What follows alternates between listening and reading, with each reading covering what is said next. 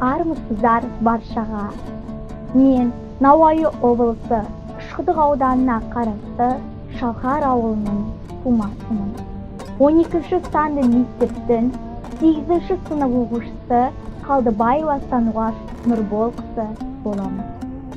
Жаңашаруа ауылының 95 жылдық мерейтойымен шын жүректен құттықтаймын. Мен сіздерге Календар Бейсенбаев атамыздың Тәуелбай аңсатар ыстық лебін атты өлеңін мәнерлеп оқып бермекшімін.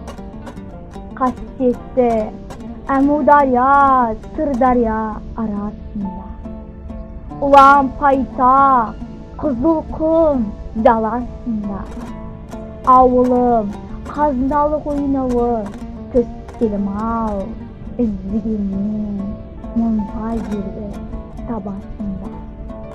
Бауырым қимас сені ауылым, елім менің, шөлім менің, Тәуелбай аңсатар қилы. Ой дүние-ай, көрер талай қойлардың қозындағанын, естітер талай ботаның бозындағанын. Ауылым, шырақ кетсен ауылдан, ағайыннан, аңсайсың ой өзіңнің қолдағанын. Бауырым, қимас сенің ауылым.